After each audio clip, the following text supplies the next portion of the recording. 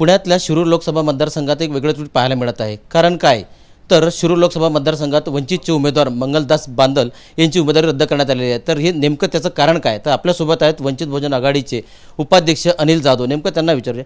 दादा, मला सांगाल की बांदल यांची उमेदवारी रद्द करण्यात आली, नेमकं काय कारण आहे? कारण असं होतं की त्यांचं पुण्यामधून आम्ही वसंततात्या मोरे आणि मंगलदास बांदल ह्या दोघांचं उमेदवार त्यावेळेस आम्ही जाहीर केली होती। त्या मंगलदास बांदल पैलवान यांनी जसं त्यांना उमेदवारी मिळेल तसं काय ते पॉझिटिव्ह दिसले नाही आम्हाला, की कुणाच्याही कार्यकर्त्यांच्या फॉलोमध्ये दिसले नाही किंवा कार्यकारिणीची भेट त्यांनी कुणाची घेतली नाही किंवा बैठका लावली नाही किंवा शिरूर मतदारसंघामध्ये मी कसं लढणार आहे असं त्यांनी कुठल्याही माध्यमातून त्यांनी सांगितलं नाही। एवढं न करता त्यांनी एक नाराजी व्यक्त केली। आदरणीय प्रकाश आंबेडकर साहेब यांनी वेगवेगळ्या वंचित बहुजन आघाडीने बारामती मतदारसंघामध्ये उमेदवार आम्ही देणार नव्हतोच। उमेदवारी सुप्रियाताई सुळे यांना आम्ही पाठिंबा जाहीर केलो। पाठिंबा जाहीर केल्यामुळे ते थोडीशी ते म्हणतात की आम्ही थोडंसं नाराज झालो आणि नाराज झाले। आता ते काही कार्यकर्त्यांपाशी बोलत होते, परंतु ते सुद्धा आम्ही जास्त मनावरती घेतलं नाही। त्याच्यानंतर त्यांनी 1 किंवा 2 दिवसामध्ये लगेच देवेंद्र फडणवीस यांची भेट घेतली असं आमच्या कार्यकर्त्यांनी सांगितलं। फोटोच्या आपल्या मोबाईलच्या माध्यमातून, फेसबुकच्या माध्यमातून, ते जे चॅनलच्या माध्यमातून जे त्यांचे फोटो जे व्हायरल झाले, फडणवीसांच्या कार्यक्रमामध्ये ते उपस्थित होते, फडणवीसांची भेट घेतली। त्यानंतर उपमुख्यमंत्री अजितदादा पवार यांच्या गाडीत बसून मुंबईला जाणे, काही चर्चा करणे। तर मला असं वाटतं कितपत आपण शांत राहणार ना, ह्या गोष्टी कार्यकर्त्यांना कळलं आणि वंचित बहुजनला मानणारा वर्ग खूप मोठा आहे। नंतर मग आम्हाला कार्यकर्ते मेसेजवरती, फोनवरती, माध्यमातून आम्हाला सांगत सुटले की बाबा आपण जे उमेदवार दिले नेमका आपला आहे का नेमका कोणाचा आहे। तर आमचा लढा ही भारतीय जनता पार्टी सत्ताधाऱ्यांच्या विरोधात आहे, तर सत्ताधाऱ्यांबरोबर या आपला उमेदवार काय करतो असं एक आम्हाला खंत वाटलं आणि म्हणून ताबडतोब आज गेले 2 ते 3 दिवस आम्ही पाहिलो काहीतरी त्यात बदल होईल म्हणून, पण ताबडतोब मग आज वंचित बहुजन आघाडीच्या कार्यकारिणीने आणि महाराष्ट्र राज्याचे प्रदेशाध्यक्ष रेखाताई ठाकूर यांनी त्यांचा आज उमेदवारी रद्द करण्यात आली त्यांची। एकीकडे त्याची उमेदवारी तिकडे रद्द केला जाते ते फडणवीस सोबतच्या दिसून येतात, दुसरीकडे वसंत मोरे या ठिकाणी प्रवेश करतात। मला तेच म्हणायचं आहे की माणूस पॉझिटिव्ह माणूस जे असतो, ज्याला लढायचं आहे, ते लढण्यासाठी ज्यावेळेस उमेदवारी जाहीर होती तो वसंत तात्या मोरेसारखा माणूस एक दिवस त्यांनी वेळ वाया घालवलेला नाही।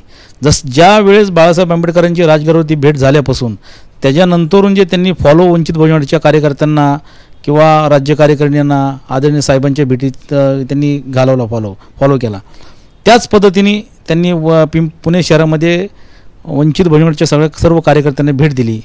त्यांनी त्या ठिकाणी मनोगत व्यक्त केलं की मी लढतोय वंचित बहुजन आघाडीकडून आणि उमेदवारी जाहीर झाल्यानंतर लगेच 2-3 दिवशी लगेच अकोल्याला येऊन आदरणीय बाळासाहेब आंबेडकरांची भेट घेऊन प्रोटोकॉलनुसार त्यांनी जाहीर प्रवेश केले। एकतर आम्हाला दिसलं की ते लढणार आहेत आणि 100% ते पॉझिटिव्ह आहेत असं आम्हाला दिसलं। एक बाजूला पाहिलं की बांदल पैलवानांचं की त्यांचं कुठेही पॉझिटिव्ह काही दिसायला तयार नाही आणि ते आमच्याशी कोणाशी चर्चा करायला तयार नाहीत किंवा कार्यकर्त्यांना भेटायला तयार नाहीत। कार्यकर्त्यांचे फोन कार्यकर्त्यांनी केलं तर कार्यकर्त्यांचे फोन घेतले जात नाहीत। तिथले तालुका अध्यक्ष आहेत, जिल्हा अध्यक्ष आहेत, तिथले त्या भागातले प्रमुख आहेत, त्यांना कुणालाही फॉलो त्यांनी केले नसल्यामुळे ते सुद्धा आम्ही जाऊ दे म्हणलं। परंतु विरोधक नेत्यांना जाऊन भेटणे हे कितपत योग्य आहे, म्हणून पक्षाने निर्णय घेतला की यांची उमेदवार रद्द करण्यात यावी। मला एक सांगाल की गेले 2 ते 3 दिवस एक चर्चा सुरू आहे की नाना पटोले म्हणतात की वंचित बहुजन आघाडीला आम्ही पुन्हा एक संधी दिली आहे, त्यांनी 2 जागा त्यांना हव्या किंवा त्यांना अजून कुठल्या जागा असेल तर त्या द्यायला तयार असं नाना पटोले नेमकं म्हणतात, काय सांगाल? नाना पटोलेंनी एकतर पहिलं त्यांची भूमिका ठरवावी, एकतर ते नेमकं प्रदेशाध्यक्ष आहेत का नाही हे एकतर त्यांनी त्यांच्या काँग्रेसवाल्यांना विचारावं आणि अकोल्यामध्ये येऊन त्या सभेत येऊन म्हणणे की 2 दिवसात निर्णय घेण्यात यावं। मग इतके दिवस आमचे प्रदेश प्रमुख तुमच्या इथं 4 वेळा चक्रा मारत होते, तुम्ही आम्हाला न विचारणे।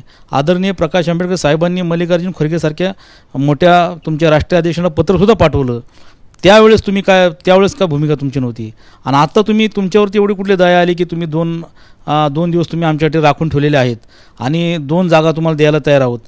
ह्यामुळं मी नाना पटोलेंवरती कुठला विश्वास ठेवू नये, कारण की कालच आदरणीय बाळासाहेब आंबेडकरांनी ट्विट केलं त्यांच्या बाबतीत, ते जॉनर वॉकरचं भूमिका करतात, त्याच्यामुळं त्यांच्यावरती आम्हाला अजिबात विश्वास नाही. आणि त्यांनी लोकांची दिशाभूल करू नये, कार्यकर्त्यांनी दिशाभूल करू नये.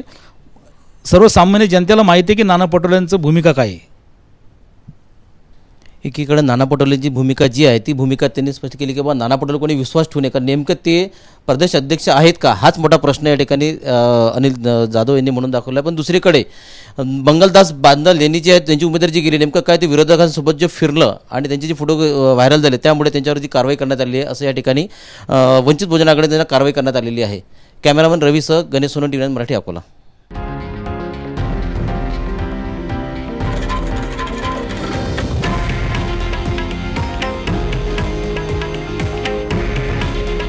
हे आहे देशातील नंबर 1 न्यूज नेटवर्क आणि आपण पाहत आहात TV9 मराठी.